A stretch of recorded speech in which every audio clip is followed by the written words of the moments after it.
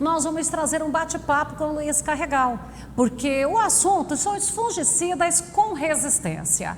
Por que vai acontecendo a resistência desses patógenos? E a cada geração a resistência vai aumentando, as moléculas vão perdendo a sua eficácia e às vezes falta um pouquinho de cuidado por parte do produtor para prolongar a validade dessa tecnologia. Vamos ver.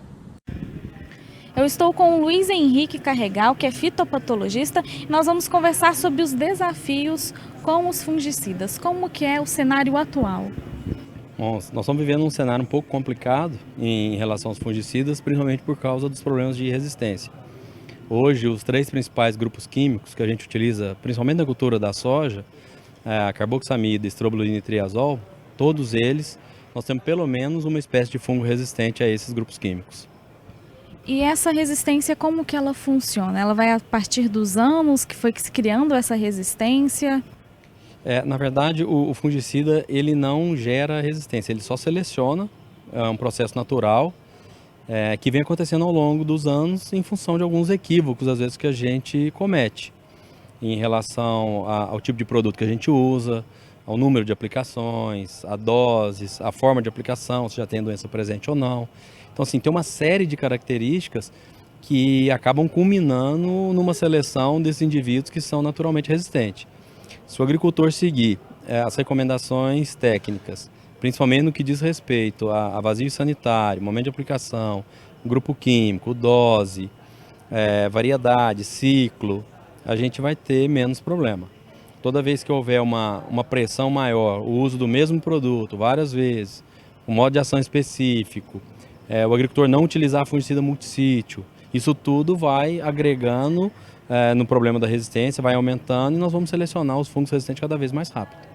Você falou algumas técnicas de como o produtor faz para poder selecionar esses fungos. O que ele pode fazer para driblar esse obstáculo? Assim? Qual que é o tipo de manejo, alguma coisa específica que ele pode minimizar esse problema?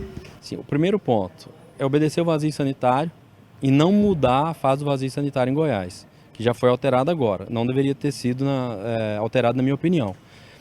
Esse é o primeiro ponto. O segundo ponto é a gente conseguir fazer o plantio numa época mais concentrada, logo no início da época recomendada para a nossa região. Um terceiro ponto importante é obedecer as variedades que são recomendadas para cá. A parte de nutrição também tem que ser muito, muito bem feita. Rotação de culturas, todos esses processos vão nos auxiliar. Além disso, o que ele pode fazer? Ele pode utilizar os fungicidas fazendo uma rotação de grupos químicos, de ingredientes ativos, nunca utilizar de A a Z produtos da mesma empresa. Então é importante trabalhar com esses programas que a gente chama de multimarcas e fazer a adoção de fungicida multissítio. Independente se ele plantou cedo ou se o plantio é tardio. Multissítio hoje é fundamental não só para o gerenciamento de resistência da ferrugem asiática, mas também da mancha-alvo e das doenças de final de ciclo. E para fazer esse monitoramento, o produtor precisa acompanhar a lavoura diariamente para não ter nenhum problema, nenhum prejuízo a mais.